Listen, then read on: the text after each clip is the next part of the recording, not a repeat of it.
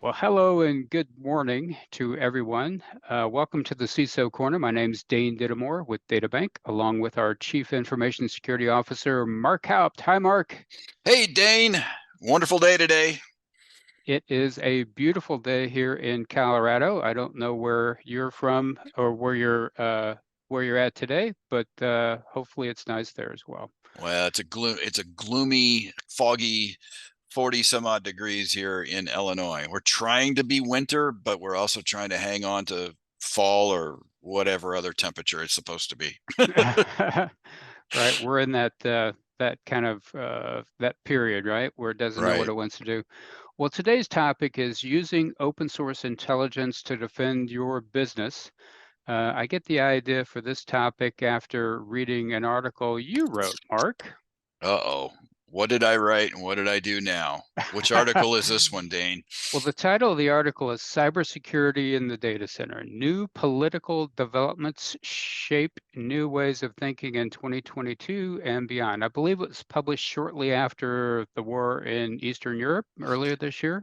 Yeah, I do recall that. Actually, we wrote that shortly before the war started, and so it was almost at the time of the writing, it was almost a prediction type of scenario, but then became reality as we put it out there. So yeah. Yeah, well, our viewers and listeners love to hear your crystal ball. So Mm, evidently your magic 8 ball came true, unfortunately.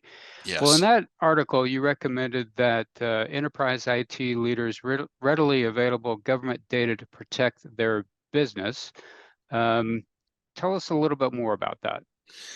Well, yeah. So what I'm suggesting here is that there's a plethora of intelligence information if you know how to use it and if you know how to gain access to it that comes from reliable sources. Now, I know the political environment out there has been full of the fake news and fake media. And the reality is that, places like Facebook and other social media scenarios, they are challenging to find real information. What is it that you can truly believe about what is happening and what's going on out there?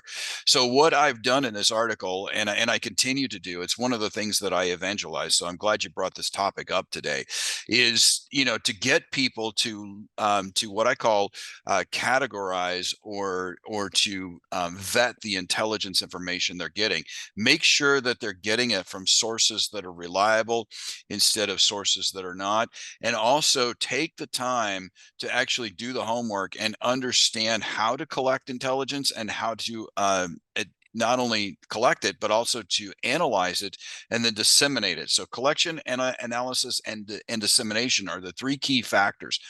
And I could tell you in what I do. Okay, so first of all, I look at what I call as close to original source information as I possibly can in order to vet that information. So, am I getting my information, regarding a law enforcement incident from the news articles that I read, or am I getting it from the FBI, or am I getting it from the local law enforcement folks in where the event is happening?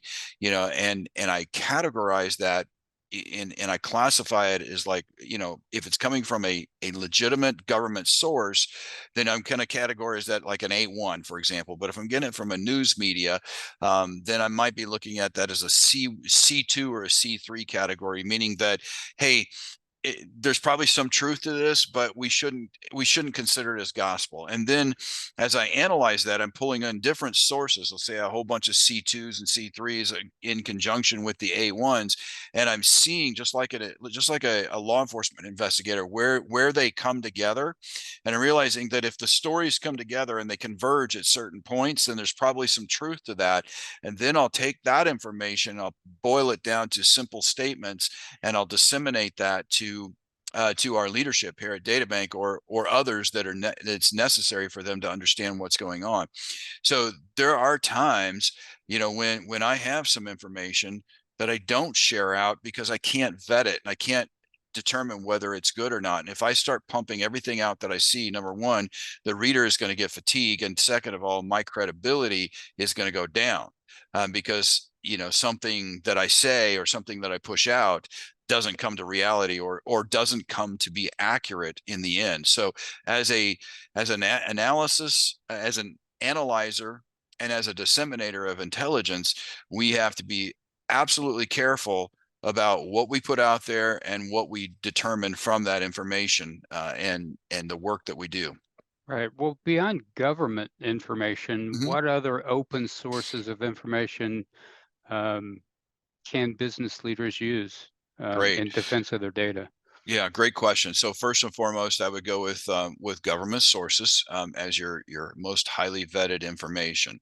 I do use media, but I only use certain types of media that's out there that I use as what I call lead generators. So if you're in the sales world, you have or marketing world, you have a funnel that leads to the matriculation of let's say if you're an academic institution, it leads to the result being a student, from a prospect down to a student. Or if you're a salesperson here at DataBank, for example, you might have somebody that you get out of a tool like HubSpot or Salesforce that's just kind of dropped onto our website, and then you have to work them through the funnel to come to matriculation. And we have to do that same kind of thing with our intelligence information. So at the largest end of the funnel, we are talking about social media. We are talking about utilizing uh, other types of media out there just to give us a hint of what's going on, as well as government information, as well as personal sources that you may have where you can pick up the phone and call them and say, hey, what's happening.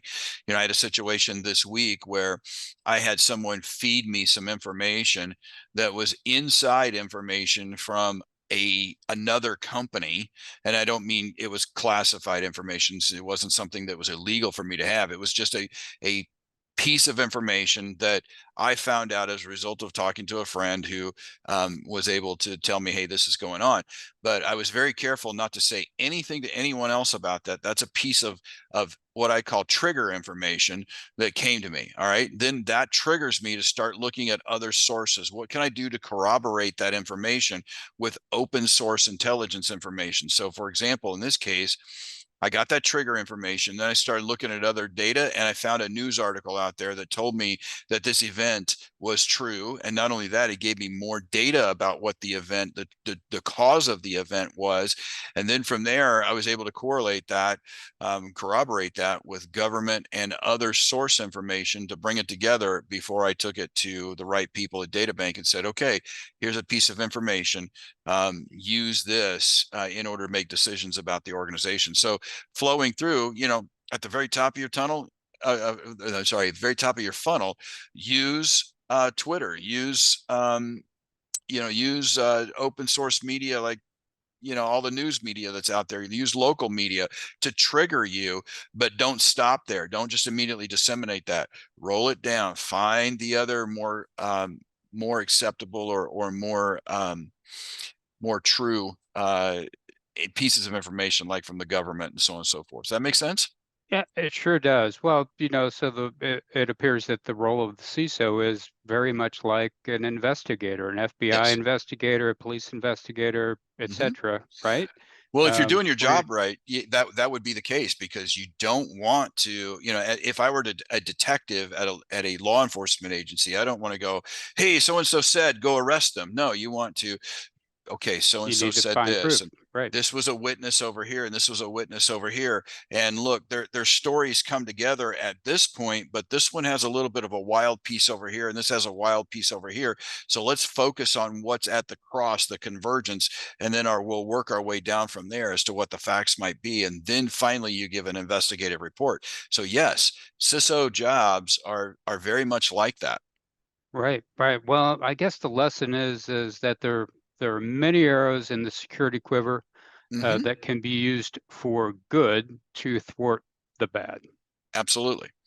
You just have to know how to use them, and you have to lick that tail just a little bit to get true and straight. Understood. Understood. Well, that's a wrap for episode 16 of the CISO Corner podcast. And for those of you who are listening and would like to be notified when the next episode will be aired, let us know. And if there are other things that you would like Mark and I to address, just drop us an email at ciso@databank.com. That's CISO at databank.com. And as always, be safe and stay secure.